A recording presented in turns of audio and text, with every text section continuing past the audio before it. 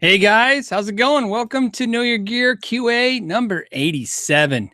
87, like the LPD 87 pedal. So I just mentioned that. I just thought of that. 87. I guess that's marketing at its best. When I think of a pedal, when I think of a number. How are you guys doing? I already see there's almost 200 of you already here. That's awesome. It was a pretty exciting week. The weather now is officially awesome where I'm at. And let's see what we got going on. Let's get some questions while people are coming on. And what else is going on out there? I'm taking a look right now. I saw a good question right when I logged in, and it was, oh, Bob Pickwood said, "Hey Phil, just letting you know that he got the gold letter T-shirt. Has had multiple washings and not yet begun to fade. Love your channel and your shirts." Thank you, buddy. I appreciate that, Bob. And thank you for the fuzz pedal you gave me at the Restring event. I've been digging it. And since Ralph's not here, I'll thank you for Ralph. Ralph would definitely thank you for those donuts. That was awesome at the event. Thanks, Bob. And I'm glad your shirt's holding up. Over the years, I've had a couple of the shirts that I bought. I had one just for some reason act up, but the rest have all been holding up pretty good. I think it's because every once in a while we try different, not vendors have tried that, but we did different t-shirt styles, like, types of materials, whether it's cloth or flannel or whatever. But there was a question and it said, hold on a second. It was asking me what wall hangers I use. I'm sorry if I don't know the user's name. I can't find it in the list now. But the question was what wall hangers I use, and that's easy. I only use String Swing. I've been using String Swing forever. It's unquestionably the only thing I use. String Swing right there. String Swings all hanging here. My sideways hangers are String Swings. I've only used String Swing wall hangers since my very first wall hanger I ever bought, which was probably years, a decade ago, 2 decades ago. I don't know. It's the only thing I use. And there's a lot of reasons why, but obviously I use it all those years, but on top of that, they're just a great company. They're made here in the USA. I got nothing bad to say about them ever. So Piracy Music says 2014 GSL Legacy Special, great condition for $949. Is that a question or are you just telling me? I was looking at a GNL Legacy the other day for, I think it was a $999 or $1,000 on Reverb. It was pretty cool. I saw one also, I think for $850. So they're out there. That's not bad. It goes to what I was talking about, a good deal. There are 1,300 new, so $950 used. I think that's about, what used stuff sometimes goes for, but not the smoking deals that we used to see on the GNLs. You used to be able to snag a $1,300 GNL for, $1,400 for about half, you know what I mean? For about $600-700. But I've noticed that they're holding more value now. And again, I honestly believe the main reason the GNLs are holding value right now is because they just haven't done a ton of price increases over the last few years. The 2008 era recession, when it hit a lot of manufacturers became really fearful of doing price increases. Something I can speak of in as personal experience. I remember a lot of manufacturers. You guys actually, does anyone remember in 2007, Fender did a price increase on the American product line? They raised the prices dramatically, like 20%. And it was right during the recession. And then a year later, Fender had to bring the prices back down to what they were. And it was a few years after that before Fender then again did a price increase. And it wasn't to that extreme. But a lot of you will remember Fender did, I think it actually was a 30% price increase, but it might have been 20, but it might have been 30, but I know it was at least 20% price increase. And so I think what happened with GNL, I don't know. I didn't ask them this specifically when I was there, but I think what happened was I think they were probably, like a lot of companies, ready for a price increase to adjust to inflation, which is why a lot of minimum wage has been adjusted. Again, just giving you information, not speaking about whether I'm for or against any of this stuff. But I think what happened was the recession made them weary of doing price increases because of the fact that, it's a tough market. Now, I think it's a little stronger market for sure. And there's definitely reasons for a lot of manufacturers to feel more comfortable doing the price increases, but I think some of them are still staying away. That's my theory on why I think if you're looking at the G&Ls, the prices are good, but they're not as good as they were just a few years ago, used wise. So Kevin Manning says, Phil, what was your MOS? 63 Hotel. So actually it was a 63 Hotel. And then after active, I did reserves for, I want to say 8 years, 63 Whiskey for reserves because the Army Reserves did not have any combat units or anything. So I ended up working on Humvees and deuce and a halves and stuff like that for my weekend drills. So stuff like that. Okay. The next one is from Pacifica. Pacifica 529 says, love the channel. My first live show. I'm excited. Yeah. You didn't get a question though. You just got me to. So welcome. That's so Pacifica 529. Do you like Yamaha Pacifica guitars? Because that would be cool. Because then your name would match the guitar you like. All right. What else do we got going on?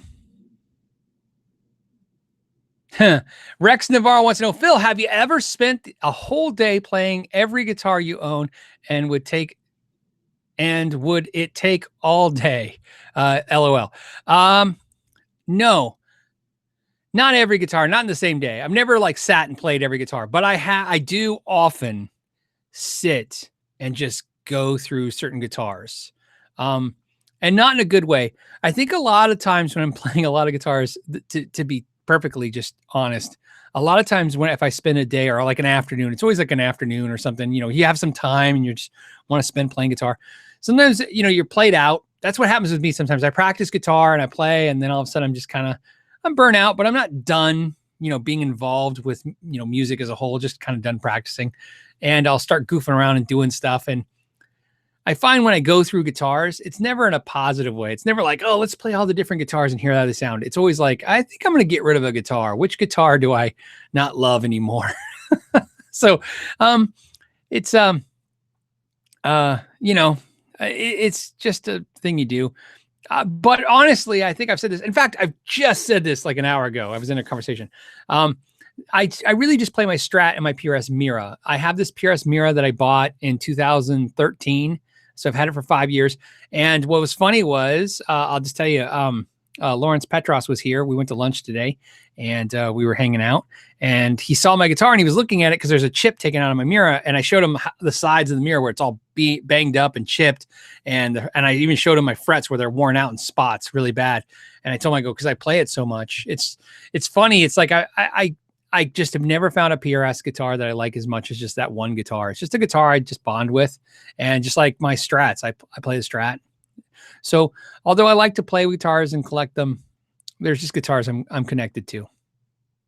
Okay. There's a couple of them. A couple of questions, really interesting ones. Let's see. Next one was from Jim Ed, who says, what's your opinion on the new Gibson CEO? I don't know. Do we know him? Right? He came from Levy's? Levy's leathers, the straps. Am I right? Does that sound familiar? I mean, I read the brief announcement. I'm excited for Gibson. I think a lot of people, if you're a Gibson, guitar player, I'm a Gibson guitar player. There's my Gibsons, my SGs right there. I'm not going to lie. I have another Gibson in mind in my future, and guitar and an Epiphone. I've been still thinking about getting an Epiphone, and so I like the idea that Gibson's going to continue on. I said this a year ago. I think it was a year ago when the first thing about the bankruptcy came around. I said that what I predicted was they'll reorganize, get some new management in there, and keep going. And that's what they're doing. And I'm excited for it. I hope good things come from it. Maybe they'll have some good vision. I don't know. Maybe it's better to be an optimist than a pessimist. So Mel says the new CEO appears to have the right genes for the job. Are they holy genes, or I know what you mean, man. At least I hope I do. Oh, Dave R Guitars. Dave R Guitars said, no, it's Levi's, like Levi's jeans. Ah, now I get the joke. So what's funny is that's what happens when I talk about guitar so much. I have trouble saying the word car. I say guitar so much in the house. My children and wife have trouble saying the word car. If in my house, if somebody says I left it in the car, they say I left it in the guitar. If we say, hey, let's, where's the car parked? We say, where's the guitar parked? I mean, car. We say it all the time because we say guitar so much. So I guess when I saw Levi's, I thought of Levy's just because I'm, yeah, that's what happens when you talk about gear all the time. And I don't mean because of YouTube. I talk about gear forever. So let's see. Shane says, I left a comment on your Mustang video of why Katana amps should not be called modeling amps. I reckon Boss would probably want people to know. Yeah, but Shane, I saw that. I don't really think anybody cares. But I appreciate you putting the comment, just like everybody who puts comments. It's nice to get clarifying and stuff. But the Katana amp, whether like I use Cube amps and I don't necessarily agree with the whole terminology of modeling and when something's digital versus solid state. I understand the technical terms of that, but you understand, like one of my amps that I really like that I've been mentioning since the day I started this channel is the Fender Super Champ X2. It's a tube amp, but it's actually not a tube amp. It doesn't have a tube preamp section. It has a tube preamp tube in it. But unfortunately, that preamp tube is not assigned to the preamp section. It's in the power section. So although that amp is technically a tube amp, it's technically not. It's a hybrid. It's half tube, half solid state, and digital, I guess. So I understand what you mean. But yeah, it's I'm sure why Boss wants to kind of push maybe that's a solid state amp. The Katana amp and the when I did that review of the Mustang amp this week, what I will tell you is what I kind of said at the end. I liked it for a lot of things. I liked the Katana for a lot of things. Deep down, though, I realized just for me, I like the Super Champ X2. That's where I landed. So I don't know what it is. It has nothing to do with tubes. I would love to tell you it's because I'm a tube guy. I don't know if that's what it is about the Super Champ. I think it's just once you get used to something or once you find something you like, you just like it. But that's what I like. Justin Mabe says, hey, Phil, where's the best location before or after my dirt pedals to place a TC Quintessence on the pedal board? I have it set up in the nerd whammy position. Oh, at the moment. Cool. I use mine at the front. So I use it right before everything, just like a whammy pedal. That's where I like to have mine, is before the distortion. So my Quintessence is right at the beginning. David wants to know if I ever tried a Marshall Hayes or Chinese. Wait, is that two different things? Oh, two questions. We're going to have to separate that because it's going to get weird. Dave wants to know if I've ever tried a Marshall Hayes. I have. It's perspective. When I first tried the Marshall Hayes, I thought it was horrible. And then later they came out with other amps like the DSL series, the first DSL, not the newer one. And then looking back, I go, maybe the Hayes wasn't what I thought it was. And I tried the Hayes again, and I liked it the second time. So I ended up enjoying the Hayes the second time, but not the first time I played it. And I think it's because maybe when I played the Hayes, I had a different expectation and it just didn't meet those expectations. But the second time I kind of looked at it as, maybe nostalgia, like, oh, that thing was kind of cool. But overall, my personal opinion on the Hayes now is it's a pretty cool amp. I see they go for pretty decent money. They don't, they're not worth a lot, but they're, holding value. And I think they're pretty cool. Or what do I think of Chinese loaded pick guards? I don't know what I think of a Chinese loaded pick guard. I've installed things in the past for customers where I've loaded in a fully loaded pick guard they bought off some website. Never thought about doing a review of it though. That actually might be a product to do because it's not very expensive to get into. And I do have an opinion about pickups. I do really believe that a lot of the inexpensive pickups are never given the credit they're supposed to, or to do. They're not supposed to do. I think a lot of inexpensive pickups are really good. The reason I have that opinion, so is because I have installed so many pickups over the years that over time you start realizing, like, I don't know. You know what I mean? You can't really hear some of the stuff that you think you can hear. So you hear a pickup and you go, well, this is a cheap, $20 Chinese pickup and it's junk. And then you play it and you go, it's not that bad. And that's because, like I said, sometimes when you're comparing pickups, you're just comparing something. Like if I compare a Seymour Duncan to an import Chinese pickup, and I say the Seymour Duncan's better, but if they're the same, in other words, that if you meter them and they're the same and everything's the same and the same type of magnets and the same kind of construction, that difference becomes very, very finite, very small. Where if they're actually different pickups, like one's a ceramic and one's an Alnico and one's 14K and one's 9K, those differences are different. But there you go. And so also too, I remember back in the day, all the Chinese import pickups were really bad. Everything just had a weird sound to it. To me, it was always like a weird envelope filter, like it was stuck, had a weird hollowness to a lot of the pickups I never liked. But I think it's because I think we live in a world where everything gets cloned and copied, and the clones and copied get cloned so much. I actually think this is funny. I think that so many people clone the high-end stuff that then the copies get copied by somebody else and then copied by somebody else. And so overall, the quality of it gets better because of the fact that the clones are of originally, even though they're clones of clones, they're clones of something that was pretty good. So the next is kind of ties in. Chuck's got a question. Says, Phil, Seymour Duncans or DiMarzios to beef up a Harley Benton Telecaster.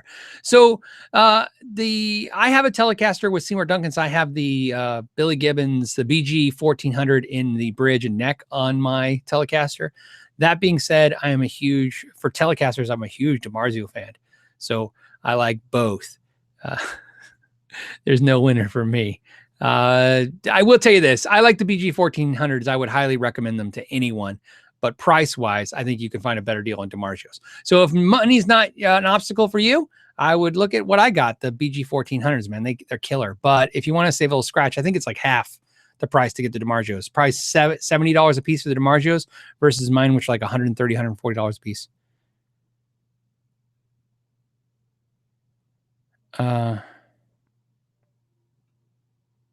So, okay.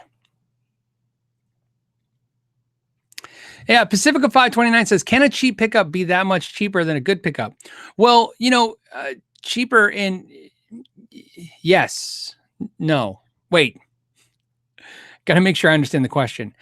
I'm going to take your question as, can a cheap pickup cost much less to manufacture than a good pickup?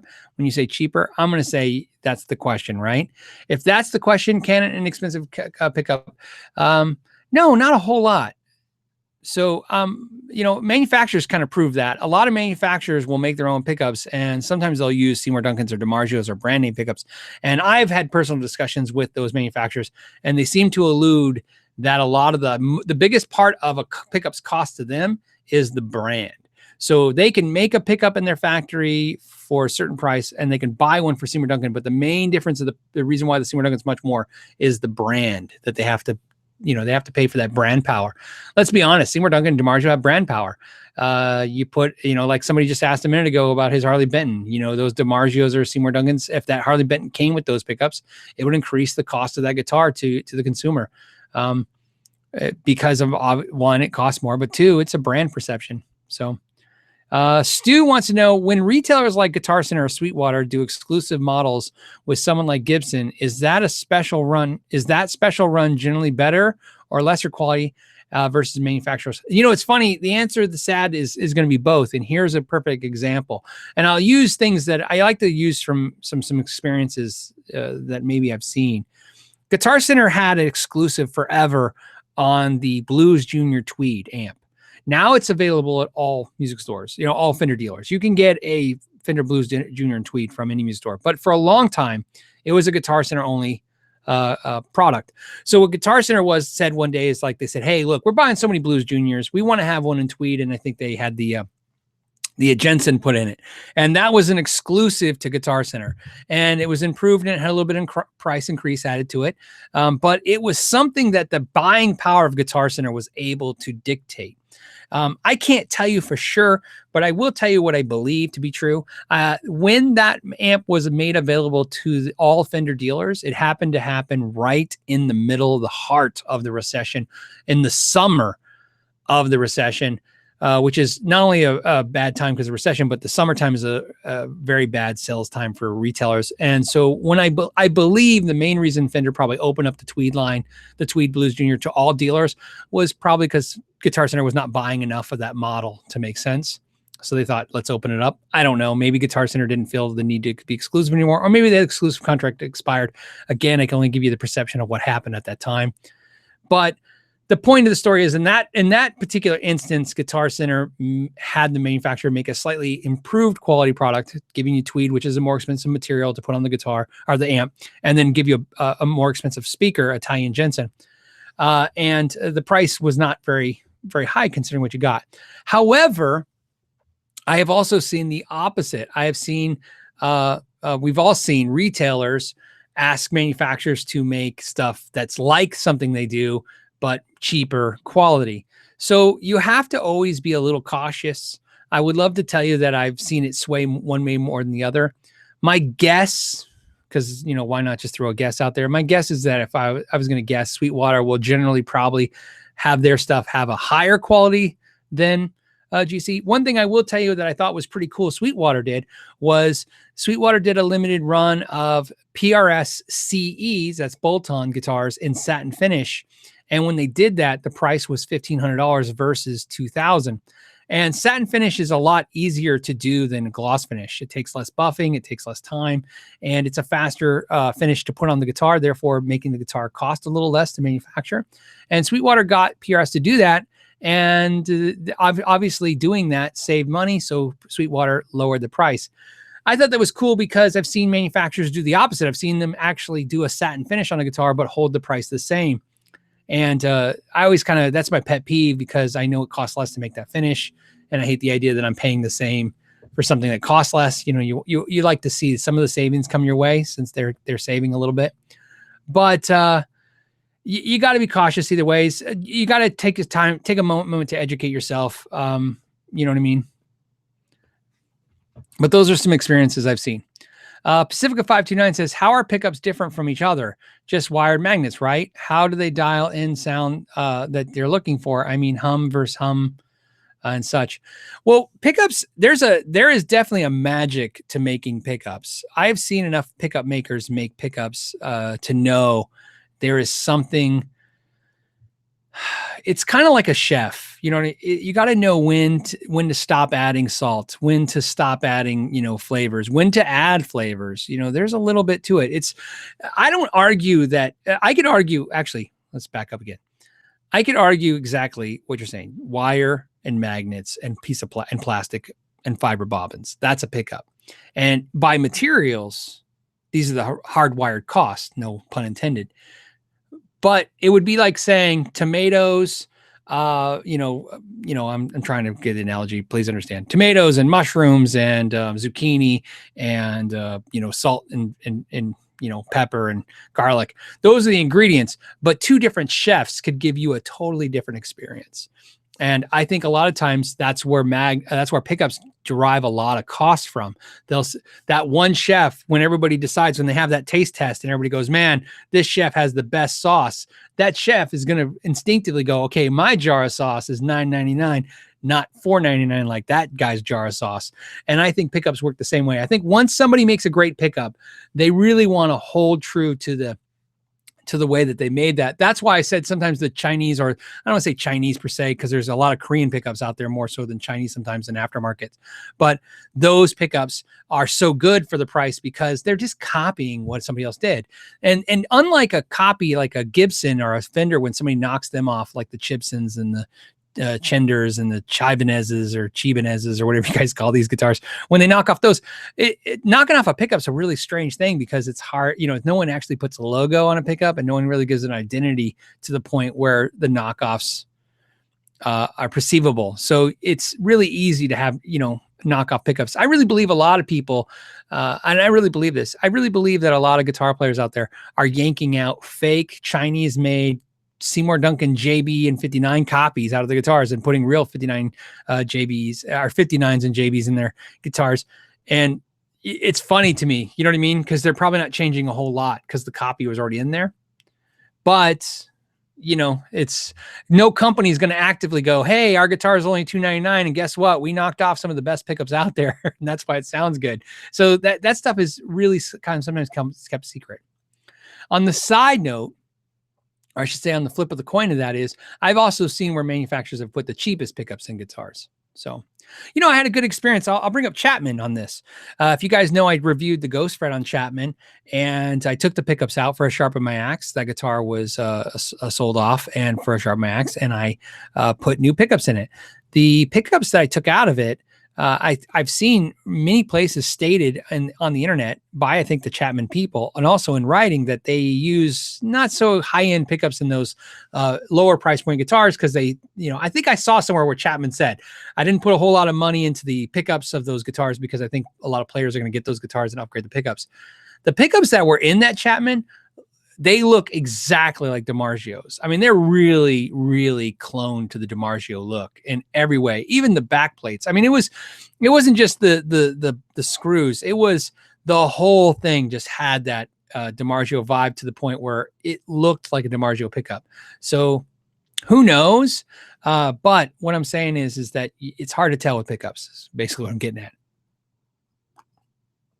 Sorry, guys, got to drink some. I'm going to lose my voice if I don't drink something. Gunky Zip says, your opinion on Ibanez RG450 DX for an 11-year-old.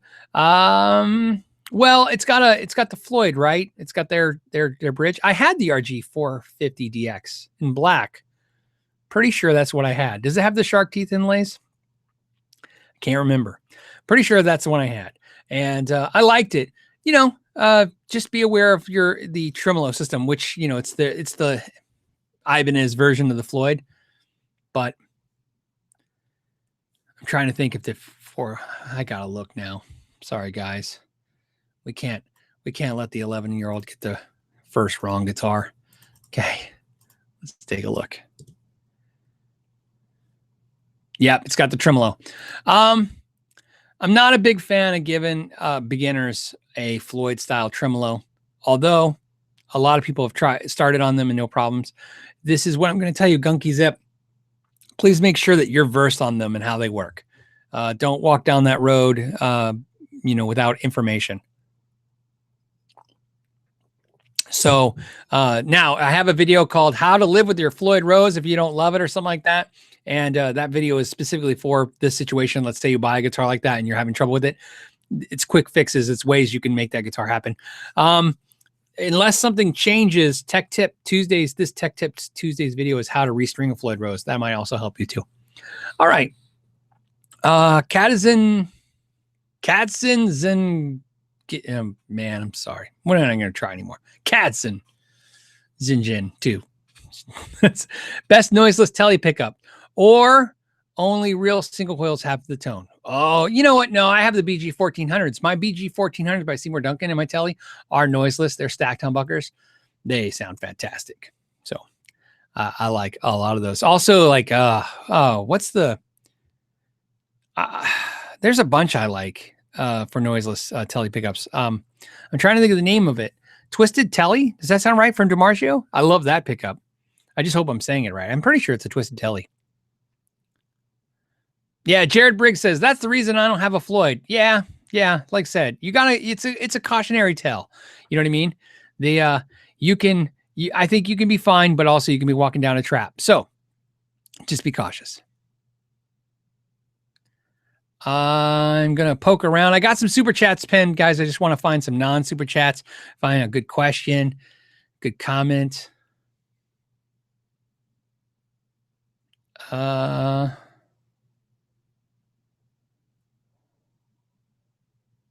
Okay. Pacifica 529 says, I'll stick with Seymour Duncan because it's easy to compare them to each other.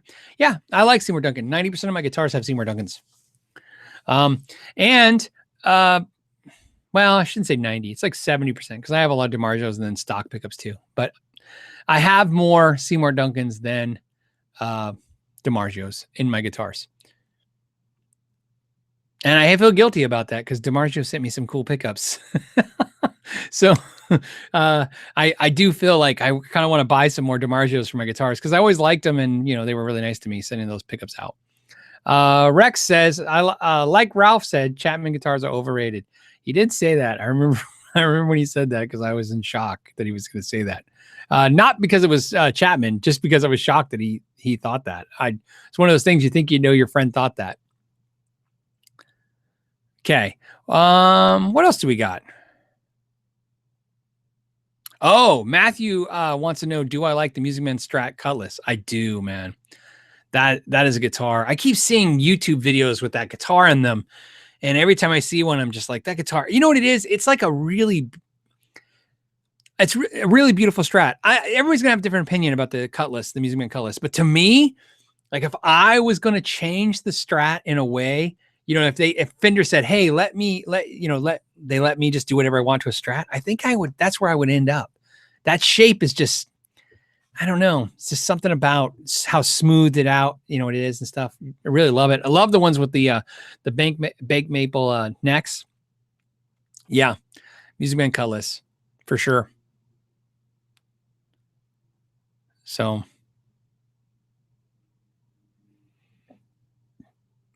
Okay. All right. Sorry, guys. I'm just looking around. Oh, the Guitar Pit says, hey, Phil, did you see Agile now has premium guitars that are 1,500 plus? Pretty funny, but they look pretty decent, to be honest. You know, I think that's the evolution. You know, I can tell you this, and I think older players that are watching right now will really relate to this statement. There are a lot of companies that this is something especially the younger players will soon learn.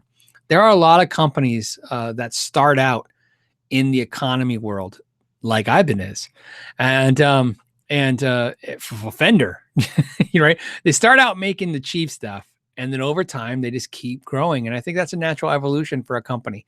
So Agile's been around for a while. There's a lot of players been buying them because they were great price points, and they really swear by them. And what happens, I think, to a company is if you know, when your customers are like, "Man, this is great, and for the money, it's a steal," you know, companies like to feel good about giving you a deal, but they don't want to feel like you know, they're giving away. You know what I mean? So after time, I think like the Harley Benton's now got the next level guitars. I think the Harley Benton, though, is a very accelerated process. It seems like Harley Benton just came out of nowhere, even though I know there's Harley Benton reviews as far as, you know, a few years back for sure. I think that's just a natural evolution. You put out your product, you get a lot of product, especially if you can do what Agile did, which is be known for good quality for the price. And everybody has different perspectives of whether or not the Agiles are good quality or not. But I think the real takeaway from that brand is good quality for the price. So I think it starts making them think, hey, why don't we push the price up a little bit?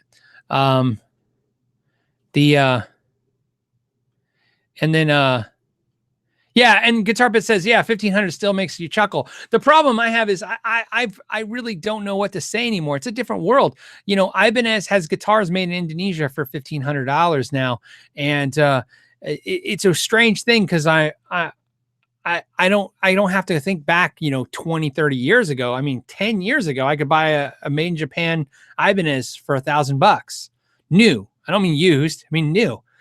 And I don't mean one, like there was a bunch of them, right? You can made in Japan, Fujigen, $1,000 now made in Indonesia, $1,200 to $1,500. And so it's a perspective change. So yeah, I understand why it makes you chuckle. It's for me, it's more old hat than new hat. I've seen this so many times with a company. I make sense that that's the evolution of it. And I would imagine that just like perspective to you and me, $1,500 for an Agile. Why I didn't want an Agile at $500. So $1,500 is definitely not something I'm interested in. Nothing against Agile. It's just, and it's nothing about the pricing. It's just, I've never felt compelled to buy an Agile. So when they were $500, it didn't compel me. It sure isn't going to compel me at $1,500. Enrico wants to know, Phil, you think Marshall will ever go the way of Gibson? They focus heavily on lifestyle. USM Jam is a nightmare, and everyone else makes a better Marshall than Marshall. Man, you're preaching to the choir. You know, I got my Marshall. You know, here's the deal. Everybody talked about, you know, you guys know the inevitability of this. I bought the Marshall DSL 1 watt, and I should have got the 20 or whatever. And then I was talking about getting the Origin, and you know what happened? I was looking at the Origin, and I think the Origin 50 watt head was like a $700. Does that sound right? $600. And I was like, bam, I bought that. That's an English made vintage modern. I bought that a couple weeks ago for $660, 50 watts. Looks like it's brand new and it's made in England. And so I bought it because I could buy an actual made in England Marshall for less than I can buy an import. Well, I know they're both imports, but you understand, you know, an Asian made inexpensive price Marshall. And it's not about, and Guitar Hack has got a great point. Origin amps are great. That's not what that's about. It's not about whether or not this is better or those. It's about the value proposition. I saw that and I thought, you know what? Here's what I know. I know a Marshall 50 watt made in England head most likely is at $600 is going to be worth $600 for a long time. So I might as well buy it and play it for a while. And if I decide to get, you know, if I get sick of it in a year or two and I get rid of it, I'll probably get my money out of it. And I think the Origin and stuff is some of the best moves Marshall's made in years. But I do agree. I really wish, and Marshall on Instagram sometimes is depressing because it's just constant reminders like cell phone cases and you know, refrigerators and Bluetooth speakers and, you know, just like, you know, I understand that. Yeah, I agree with you. In other words, what I'm saying is I believe like Gibson and they're trying to be a lifestyle brand. I think Fender has definitely been master of the lifestyle brand. And I think it's because Fender is like Harley Davidson. There's just something intuitive about that. And the idea, what I mean by that is a lifestyle brand isn't about us. If you're into Gibsons and you buy Fender, Gibson shirts, that makes sense to me. A lifestyle brand in essence is a brand that projects a lifestyle to people who don't live that lifestyle. Case in point, people who wear Sex Wax t-shirts in Arizona. I live in Arizona. There's people walking around with Sex Wax t-shirts. They've never surfed a day in their life. They've never even seen the ocean. They got a surf t-shirt on.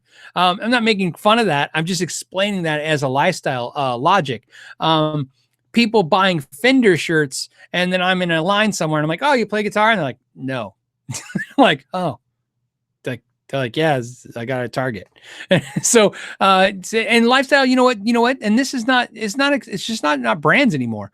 It's, people wearing Rolling Stones, AC/DC t-shirts, Guns N' Roses t-shirts, they buy at Target, literally, you know, Led Zeppelin, you name the brand, the band, they've never even heard the band. You know what I mean? So I think that's part of the lifestyle thing. And I think Marshall and I think Gibson want sometimes too much to be a lifestyle brand. I don't know. Maybe they'll knock it. Maybe they'll do it. I don't know. Maybe I shouldn't knock it. But and I'm not upset that they're doing that. I just wish that I feel sometimes it's at detriment to their other activities. In other words, sometimes I wish that Marshall would not seem to come across like they're working on the next new lifestyle product instead of making more products that we really love from Marshall. Because here's the issue with a perfect example behind me. I have two Marshalls behind me. I have a couple Marshalls downstairs. I like Marshalls. You know, I like them. And I agree with you. I have two Friedmans and I love my Friedmans. But no offense to David Friedman, because he's a great amp builder and I like him no matter what people think about his amps or not. I like them. But the majority of the time, I will be honest in the idea of, well, when I say majority of time, I mean the majority of time why I purchased Friedman amps is because honestly, I wanted a Marshall that did what his amp does. And Marshall's not making product like that. So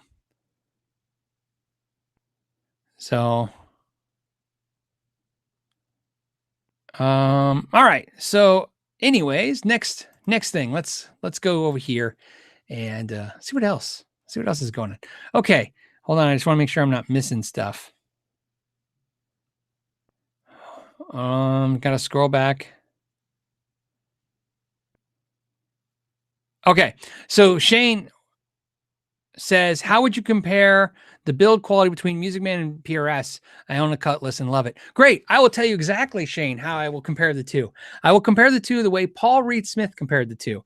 My understanding is Paul Reed Smith was at a clinic once, recently, I mean, in the last couple months. He was at a clinic and he said, grab a guitar off the wall and I'll show you the difference between a PRS and why the PRS is so much better quality. And I guess somebody grabbed a Music Man and Paul goes, well, not a Music Man. because we already know those are quality. So there you go. From the man himself. Apparently he said, he acknowledges the Music Mans are as good as the PRSs. Me, I own both, Music Man and PRS. And there's things I like about, believe it or not, there's things I like about both of them that are interesting to me. But overall, I like Music Command more than PRS. They're just more expensive than PRS. And maybe people don't see that, but like my S2 right there, I think I have $800 into that guitar. Maybe 9 now. So under 1,000. My Mira was under 1,000. My Reclaimed was more than 1,000, but less than 1,500. So yeah, I have a high-end PRS, but I have one high-end Music Man as well too. So same thing. If Music Man made more guitars in the $1,000 range, that's more of a comfort zone thing for me because I can buy American Strats for about $1,000. I'd buy more Music Mans. But I prefer Music Mans over to PRSs for just overall because I'm more of a Fender guy, Strat guy. So they lend themselves more Strats. PRS is still, I've never ever overcome the fact that all the guitars cut into my arm a little bit. And I don't like that. But I love Paul Reed Smith in the idea that I love a company that's still around, still trying to improve themselves, and the owner still owns the company. That's always a good thing. Just like Sterling Ball, he still has control of the company. It's really great. You know what I mean? Not every company is going to stay that way. Most companies have a second, third owner or a corporation owning it. Not that that's wrong, just different. Brian wants to know, hey, Phil, love the live shows. Thank you, buddy. Thank you. I should call brother, Brian, buddy, brother.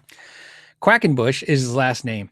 And he says, Brian Quackenbush says, Phil, love the show, live shows. What acoustic guitar you suggest for in between $600 to $900? It's like buying a car. There are so many choices. I know. The problem with acoustic guitars, and the electric guitar is a little bit simpler to talk about, especially verbally. Acoustic guitars, there's dreadnoughts, there's folk style guitars. You really have to kind of figure out what style of acoustic you want, what you want the acoustic to do. But I will give you the advice. I give advice about all guitars. The first thing you do when you buy a guitar, doesn't matter the price. I always tell people, stop focusing on the price. That's not how I buy guitars. Price to me is easy. If you can't afford it, well, then it doesn't matter. That answer is done for you. Right? If something is out of your budget, that decision is made for you. You don't have to make that decision. So it's about making decisions about guitars in your budget. In other words, of the guitars you can afford, which one should you pick?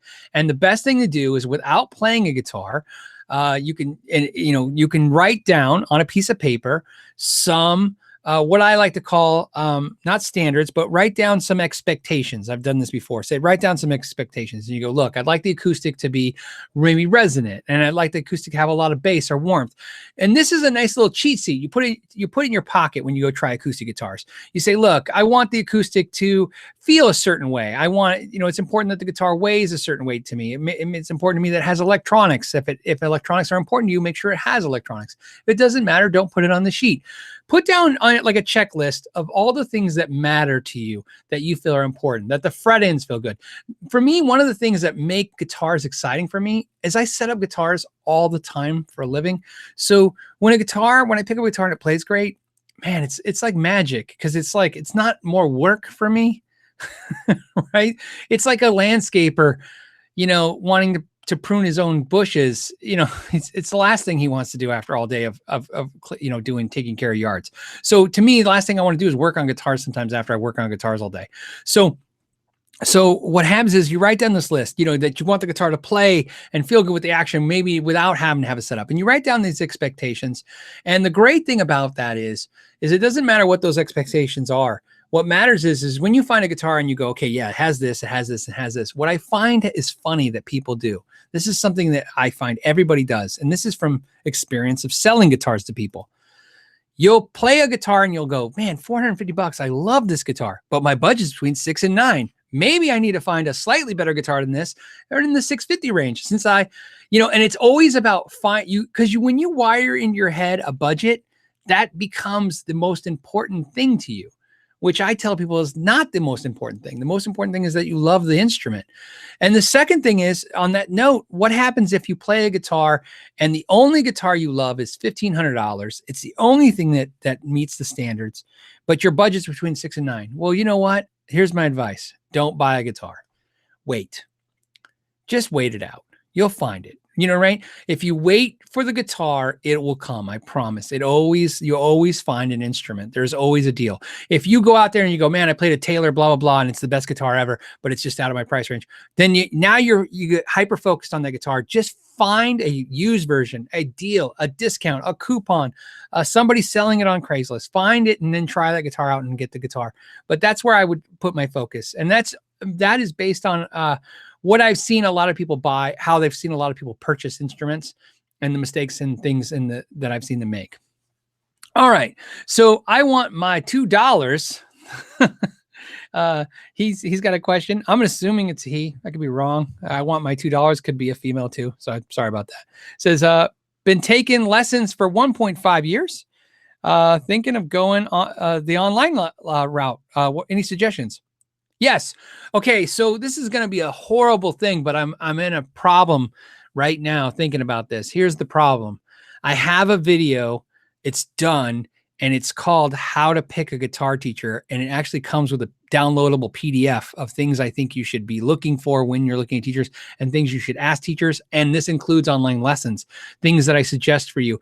And this is important to me because this came as a comment on one of the videos from a viewer. And I thought, hey, that'd be a fun video. And I actually spent some time not only making the list and the PDF, but I reached out to the people in the industry that I really respect, that not only teach, but actually own lesson academies as well, along with, my experience. And so I'm going to hold off. I want my $2, but I promise that video, it's not going to come out next week. It's the following week. I was thinking about moving it up because of your question, but I just can't move it up. It's got to be the following week. So it'll be the following week, and that will help. But a quick suggestion, if I can get a quick suggestion to you for online lessons. I like Marty Schwartz. I like Justin Guitar. I like Music Is Win. I like Robert Baker. I like David Wildman. There's a lot of them out there that I like. Some of those people I just mentioned, I know them personally. Some of them I don't. So obviously they're just mixed in there and you don't know which ones are which. But what I will tell you is what I like about all of them.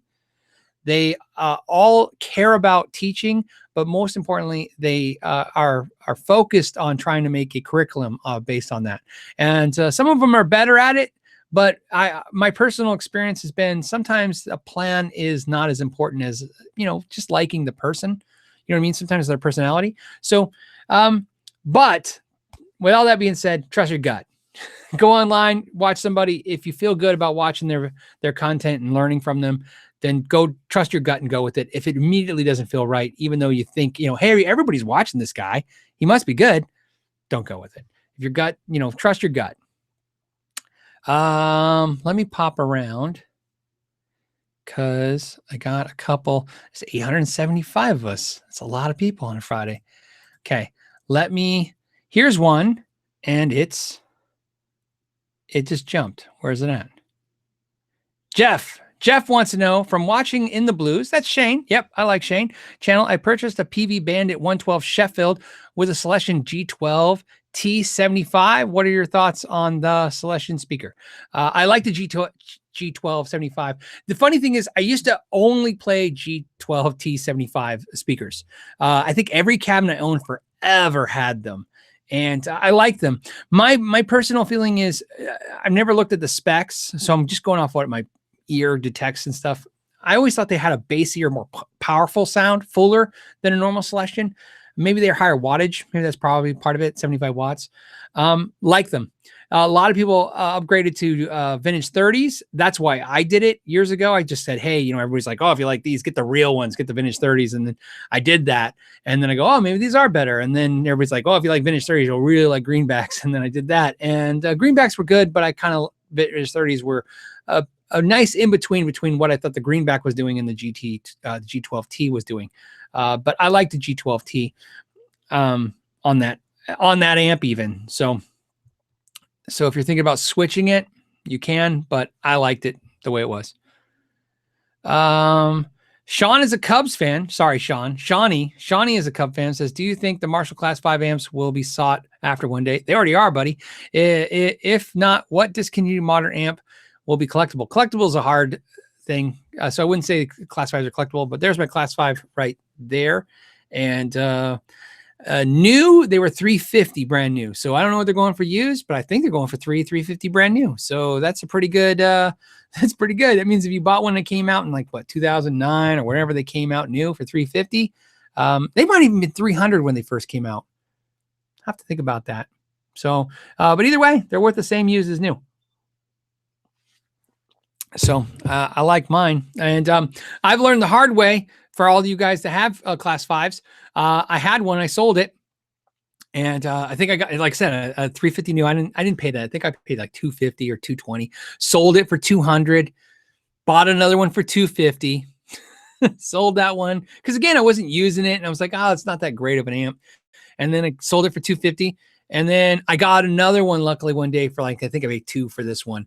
And they, you know, I lucked out. So here's the deal. Don't get rid of them. They're, you know, unless you really think you're never going to buy it again, because they're going to keep going in value. They're going up in value because they're made in England. It's a 5-watt amp. It's cool, and it's made in England. I can't say there's anything special about it, but it's definitely a fun amp. I liked it. And I like running pedals through it. It's really cool. Okay. Colin James wants to know, hey, Phil, do you think it's a better idea to buy a used German-made Warwick bass or one of their brand new rock bass models? The used German Warwick bass. I looked at a bunch of them. I like the rock bass stuff overall for quality. I actually picked up a couple rock basses that were dodgy, that weren't very good. They seem better now in the last few years than they were than a couple years back when they used to say rock bass on them. Now they just have the W and stuff. I've seen a couple of the German-made Warwick basses. Those are the German-made Warwick basses. What's crazy about them is they're super, super expensive new, but every once in a while you find them used for a song. I saw a couple a few months ago, in the $800 range, $700 ones. There was one at Guitar Center. I should have bought it. I went down with Ralph to buy it. I think they wanted $1,000 for it. I left 2 days later. I go, you know what? I'm going to go get it. Went back and it was gone. So German-made Warwick bass. I think if you get one for a good deal, it'll hold that value for a long time. Michael wants to know, hey, hi, Phil. I assume it's hi, Phil, because it's happy face eye. Phil, what advice would you give a newly started repair shop? Respect the advice. Okay, cool. First thing I would tell you to do with a repair shop is I only give you, kind of like my experience transferred over. First thing you want to do is champion your customers. And what I mean by that is when you're new, definitely make sure every customer that has a good experience, let them know that you're, hey, you would really appreciate some kind of either feedback or, a shout out or, tell a friend, because that's repair shops. What's great about being a repair shop is when you do good work, the work will find a way to you. Musicians are guitars are very personal to the musician. So it becomes especially with repair, sometimes, it's as easy as fixing things, but a lot of times with setups and adjustments and stuff, it's very personal. And even though you could go to the best guitar tech in the world, for some reason, the way they set up a guitar is just not the way you vibe it. It's different. Everybody has a different feel. So when somebody likes what you do, make sure you let them know that you are new and you need that shout out. Also, I've given this advice before, so I'll give it to you too. Always make sure everyone personally right now, today, every single person in your circle, whether that's your social circle on the internet or a personal circle, knows that you repair guitars now. And don't assume that they know that. Because that's the worst feeling you will get is when somebody says, what are you doing now? And you go, I repair guitars. Like, oh, my cousin just had his guitar repaired. I wish I would have known. It's a very powerful sting because it's money you gave away, and it's something that you could have easily taken care of. So let everybody know, shout it to the rooftops. Let everybody know on your Facebook, Instagram, Twitters. Let so many people know. Leave your business card. Have business cards. Leave them places. You know what I mean. Give them out. To anyone you think they're out there. That's the first thing you can do. That's the best advice to get it started up, because that's what you said, get it started up. That's not talking about the infrastructure or anything. We're just talking about how to get your name out there. That's just an effective tool. And then and if you want another suggestion, I strongly suggest that you go on my website, the knowyourgear.net, download my repair sheets and make some kind of form of your own version of that. You know, I really think people really enjoy having, when they pick up their instrument, not somebody on a carbon piece of paper said, thank you for your business, and then the bill, you know what I mean? It's nice to see what you did and why you did it. And I think a lot of companies, you know, get your own ideas, but you can use mine as a template. I don't mind that. In fact, it's very flattering to me. The reason I did that is I wanted to be accountable to the customers. And I think businesses that are not afraid to be accountable to customers will always be more successful, because, you know, the customer is not always right. You know, as the saying goes, they're always right. I don't know if they're always right, but they're always the customer. So, okay. Steve Long says, Phil, I got an 88 Kramer American. I love it, but need some work. Fretboard is pitting. Replace it or suggest good replacement neck. You know, the problem is I'm not versed in the value of an 88 Kramer American guitar. I'm just not versed in Kramers that much. I know a little about them. I have some friends that are Kramer guys. The real issue is, what is the guitar worth? If it has value, I would not replace the neck with another neck. Keep the original guitar, you know, put together, and maybe fix that neck. That being said, if it doesn't have a whole lot of value and you're not worried about it, maybe it's just your workhorse guitar, you know, well then, yeah, get an aftermarket neck, man. I think for Kramer necks, I believe for most of the headstock styles, you can get those from Warmoth, and I love the Warmoth necks. So that's a good suggestion to start there. The only thing I would tell you is, if you get a replacement neck, they usually come in a nice replacement neck box. Put the original in the box, seal it up, and put it in a safe place where it's not too humid and not too dry. And so you can always put it back the way it was. I have a thing about always trying to put guitars back to the original way they are. I think everybody will always be happier for it. So William wants to know, hey, Phil, no question. Just wishing you a great day. Hey, thanks, man. Oh, hey, William, how's it going? I'm glad to see you again. Sorry, like I said, guys, I'm going to lose my voice if I don't drink something. And then Jess says, love the videos. Just sending $5. Just tipping. Hey, put it in the tip jar. I appreciate that. So let's find a question. And how are we doing on time? It's 4 o'clock. We'll go an extra 10 minutes since there's 870 of you. And I have I don't know if I have some announcements. I have announcements that I have announcements, if that makes any sense. Is that what Britney Spears did? Everybody see what Britney Spears, like, I have announcement that I have announcement. Cheddar Kung Palace says, is it just me, or are all the Fender channel bound rosewood board necks super cool? You know what's great about that, Cheddar? What I love about so if you guys don't know what Cheddar's talking about, is Fender has a neck where they take a maple neck, and then what they do is they router out like a bowl in the middle of the fretboard, because it's a one-piece neck. They router out the fretboard out, leaving a small channel around, right? And then they insert, like a giant inlay, a piece of rosewood. So it looks like it's maple bound, but it's actually inset rosewood. What I love about that guitar, not only is it cool and it's unique, but an employee suggested that at the factory. Fender decided to open up a suggestion jar, and some employee said, hey, you know, how about, you ever thought about, instead of binding a neck, how about just inserting the fretboard around the around the channel? And they took a suggestion and did it. And, you know, I don't know what they did. Maybe I hope they gave him more than a, $100 gift card to, Applebee's or something. But I think that's cool, man. Innovation can come from any direction, and that's just cool. When I heard that story, I thought that was awesome. But that is a cool neck. I agree. It is a cool thing because it's very exclusive to them. So I've never seen it before. Is my point. So this is usually in the comments where somebody tells me, in like somewhere in in Russia somebody did it before, but I didn't know they did that. Okay. Okay, let's see. Hold on. Eric says, hey, just bought a Rumble 40 and a Squier Vintage PJ bass. Any tips for bass playing? I've been playing guitar for 30 years, and I don't want to sound like a guitar player when I play bass. Make sense? Yes. The best advice I can give you as a guitar player trying to play bass is that guitar players, there's always this thing about the metronome or timing, right? Listening to timing. And the way I look at bass is just, this is just my opinion. My opinion is that most people, they'll dance to the bass.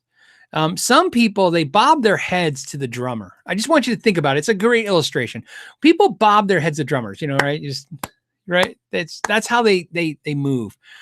But the bass is how people move. When they hear bass lines, that's what gets people to move.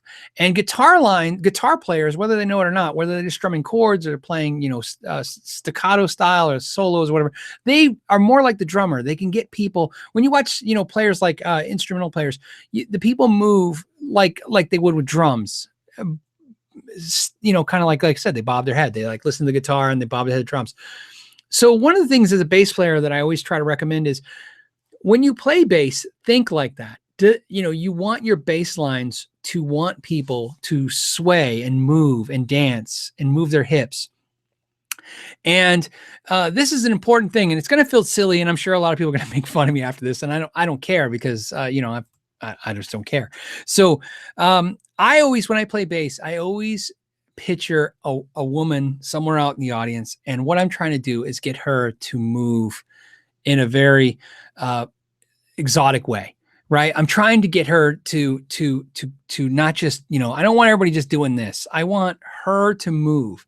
And so as a bass player, I think that's how the first way you can mentally picture how you have to play differently. And I find that's more effective than just saying, hey, play in time, because bass players play in time. Well, of course, everybody's supposed to play in time. So but more importantly, bass players, it's kind of the groove, right? And the groove is something that is a tough thing. And the reason why it's a tough thing is, think of this: most people do not have rhythm. It's why most people can't dance. It's just the hardest thing. On bass, I've been playing bass for a long time, and I played metal and I played rock and I played jazz and I played fusion. And the hardest bass lessons I ever took were bossa nova and what else? Why am I saying it? Merengue. Man, that stuff. I mean, no, just those mutes that do, because there's a hiccup in it. And that groove, it was almost impossible for me to get. And so I had to come up with a way to find a way to feel that groove, because there was no way with a metronome that I was just going to lock it in with practice. I would practice those riffs so much that I actually started hating the style of music, the bass guitar itself. I was hating everything because it was just, I feel like I was just going to keep practicing forever and not get anywhere. And then one day I just visualized, like, wait a minute, the whole point of this music is to make somebody dance. And so why don't I look at it that way? So that's my suggestion. When you approach bass as a guitar player, look at it as a different instrument in that way. And then try to take some of that essence when you get it back to your other instruments. Something I've been very ineffective at doing. My guitar playing is way back to that bobbing your head stuff. Okay. Pyrocent says twin reverb hum goes away when I touch the strings. Well, that's not the amp. That's the guitar. The guitar is, sounds like a grounding issue with the guitar. I would check that out. Now, the issue is if you're saying, hey, maybe it's only doing it in that amp and you plug it in a different amp, that doesn't still necessarily mean that's the amp. That's the ground loop issue with that amp and that particular thing. So I'm going to say guitar is probably the biggest issue. But there's a couple things you can try. Obviously, you can try to make sure that you're, what I'm trying to say, does the reverb, I'm trying to think if the twin reverb has a ground loop switch. I don't remember. Man, the twin, I owned a twin 20 years ago. It was just heavy and it was awesome, but it was heavy and loud. So, but check your ground on your guitar as well. Sean Brown says classic Baja Telly or Road 150s Telly. I like the classic Baja, man. That's a great The classic player Baja is cool because it was this thing that Fender did, and I thought it was an ingenious idea. They asked some of the custom builders. There was actually more. The Baja is the only one that still exists. If you go back, I want to say 2006, maybe 2005 is when the Baja came out.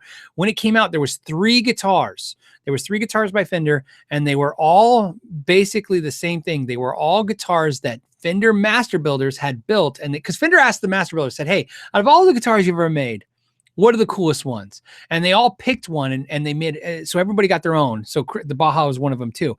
And so the Baja is a guitar that a master builder either had, I forget the story exactly. It's either something he'd done a couple times and he loved, or it's the guitar he always wanted to build. Whatever it is, that's what makes the Baja kind of cool and unique. Is it was designed like a master build project, but then mass produced. Okay, Jess says, "Can you talk about Gretsch?" I can. They don't seem to be upset. No, I'm just kidding. The higher end hollows, the lower end Koreans sort of suck. Okay. General Gretsch thoughts. Love my 6118T. That's a nice one. Contemplating the G6659 TG Players Edition. Broadcaster with a K as the next purchase. Yep, Broadcaster. I like the Korean ones, but I've owned many of the Japanese ones too. And there's something about them. The Korean ones have less of the Gretsch. Let's be honest. They have less of that Gretsch secret mojo. But sometimes I don't know if I care about that. I'm not a true Gretsch player in the idea that I like Gretsch guitars and I like to play them and I love the way they look. But I'm not playing rockabilly. I'm not playing a lot of the stuff that Gretsch players a lot of play. So that's my thoughts on that. I love Gretsch. I love the higher end hollow bodies, but I end up selling my higher end ones and keeping my Korean ones because I was just happy with that. But the Players Edition is Broadcaster is going to be a great guitar. So if you're contemplating it, man, you're asking the wrong person. You don't call it. You don't you don't reach into a gear channel and say, "Hey, should I get a piece of gear?" Because the answer is going to be yeah. Yeah, the answer is yes. The answer is always yes, Jess. It's always yes. X-Lite something. X-Lite X. Sure. Got a 2014 Gibson Les Paul Standard, and I'm getting feedback from stage monitors at venues. They turn me down, and I can't hear myself. Fixable, or do I need to sell? Well, yeah, it's fixable. It's just I'm curious to see what's causing the feedback. So here's my guess: 2000 Gibson Les Paul Standard. Here are the things that I think that you need to look at. I don't think it's going to be a shielding issue inside your cavity. What I've seen in the past, this is something actually I've seen many times. The pickups sometimes become microphonic, and it could be the type of pickups that you have. So a couple things. When you say turn down, you're turning down the amp. What I would try is take the volume knobs on the guitar and kick them back a quarter turn back and see if that fixes the problem. And if it does, that means that maybe the pickups, because they're becoming microphonic, and if you cool them down, I don't say cool, that's not the right term, but I say cool it down, but I mean turn it down. They become less hot. See, that's why I say cool them down. Less output. The less output, it becomes less. Think of it like a microphone. The less sensitive they are, the less likely they are to pick up those feedback signals. But you need to inspect your pickups. I would take them out and look at them, make sure the wax, there's sometimes some of the Gibson pickups are not wax potted. They're vintage style pickups. They're not wax potted, and that's going to be your problem. You're going to have to swap those out, or do what I said, turn the volume knob a quarter turn back so that you're not, running them as hot, or noise gate. Noise gate's always great, man. Noise gate. For a live situation, it sometimes fixes the problem. Bruce would like to know, a Kemper or Helix? There's only one correct answer. Man, I don't know. Kemper or Helix? I can't tell you, Bruce. I've never really played a Kemper for more than like 2 minutes. And the Helix I've now spent a couple weeks with. So I feel horrible giving you an answer that I feel is based on only the one experience. So, there you go. I don't know. I'm enjoying the Helix. I just don't know. I would love to compare the two. So, Okay. Rico USA says, I own a 62 Bassman 212 and has a slight cracking in the outer edge of the cone that buzzes. Would you repair professionally, recone, replace with a new speaker that matches the type, or replace the another 62 Bassman speaker? Okay. So when it comes to speakers, you got to find somebody who can recone. It's becoming it's like finding a vacuum cleaner repair center. It's almost, it's becoming hard. So if you can find somebody to do that, maybe look at that resource. Me personally, just like the answer I gave about the neck earlier with the Kramer, you can always buy a new speaker, try a new speaker out, and then put the original one in the box. It's fine. Won't hurt anything. Gives you a way to try a new speaker, and it's going to be, I would guess there's nothing going to be cheaper than that. So if you're trying to save some money, if you're not trying to save some money, then I would have it professionally repaired and put back in, and it's going to be magic. But again, finding that person, like, I don't even know anybody in my area that recone speakers.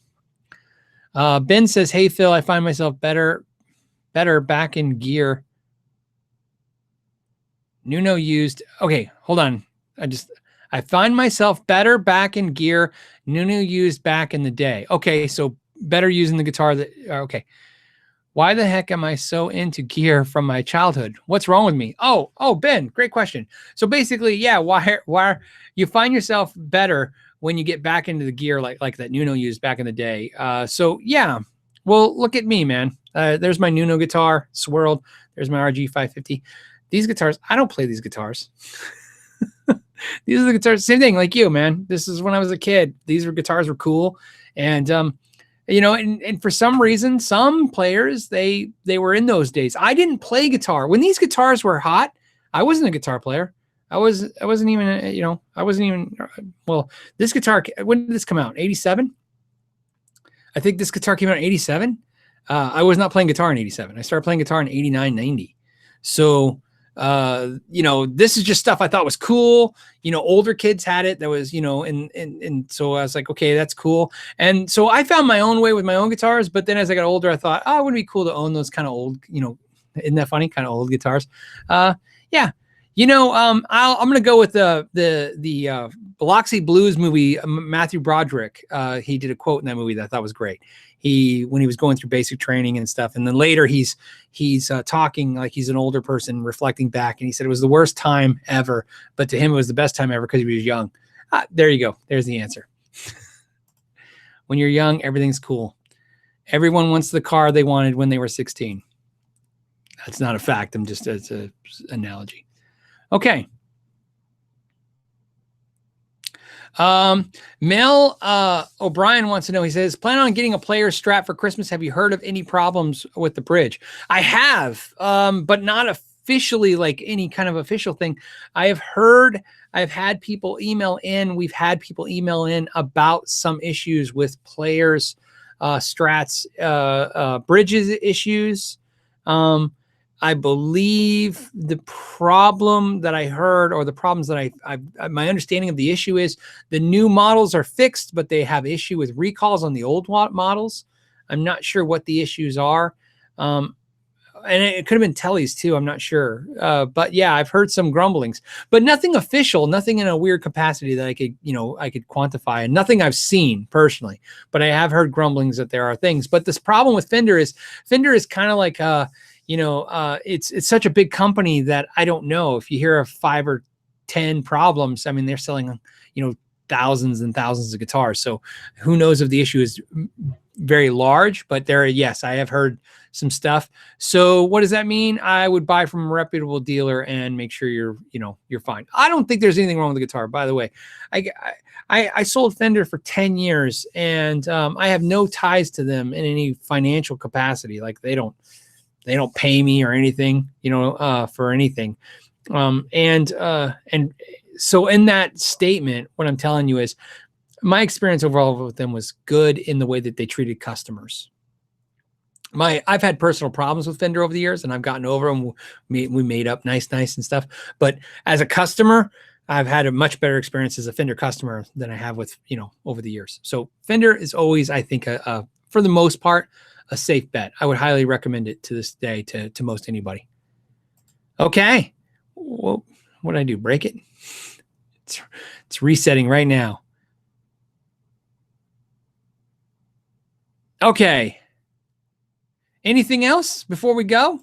Couple 855 people. We almost made 900. That was a lot. You guys had some great questions.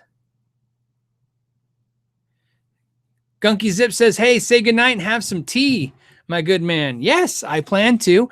And a couple things I just want to say. I got some next live show. We're going to make some announcements. We have some pretty exciting news on the channel. I know it's kind of messed up to tell it to you guys like that, but I'm so excited. I just want to tell you at least that there's something exciting coming. This is going to be huge for the channel and in a positive way for you guys. So it's going to involve some giveaways for you guys, but not just a boring like, hey, you guys can win something. We're going to need your help and some support to do some cool stuff. And you're going to get an opportunity to win some cool stuff. And other than that, we got, you guys saw this week's videos. You should start seeing 3 or 4 a week from now into the year, if not more. So so I'm excited about that. And then since it's into the show, I'm going to do a quick shout out to the patrons for sponsoring the show, because obviously you guys showing up, hanging out is what it's all about. And then of course the people that pay for it, the podcast on, by the way, this live show gets re-shot out as a podcast on iTunes and on SoundCloud. And podcast is how they get taken care of is sponsors. You get, sponsors, but the sponsors on this channel are you guys. You guys are the sponsors. So I want to thank Bradulus, Jeff Howes, Zachary Rowe, Michael Newman, Bruce and the One Blood Wee Band, Hannah Gunson, John Jex, Kyle Mathis, Michael Shy, Justin May, David Madison, Andrew Good, Anthony Desposito, Billy Robson, Bob Crosley, Bob Pickwode, Brian Stewart, Bill Brotherton, Carlos Portillo. By the way, Bill, I think Shauna sent you out a shirt today. So they got that coming, a special one. It's one that it's only made for me. So I gave her the okay. That's how I know I gave her the okay to send you the one that's only made for me. Chuck Keene, Chris Glaze, Craig Parker, Daniel Psychic, Dennis Prescott, Dylan 87, Greg Peterson, James Biles, Joe Watson, Jonathan Pickering, Joseph McCarthy, Kermit Jackson, Lawrence Petros, Lee Hawkins, Lonnie Hoke, Michael Lidner, Paul Ostreich, Lewis and Alvaro. I'll see you guys at NAMM. I'm excited about that.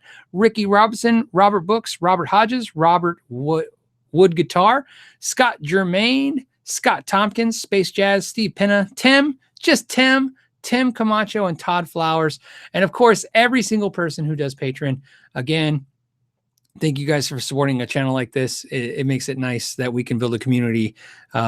And I appreciate you guys and every single buddy that is hanging out right now. And I will talk to you guys next Friday, and we'll have some big announcements. I promise I will do them on Friday next week. Until then, know your gear.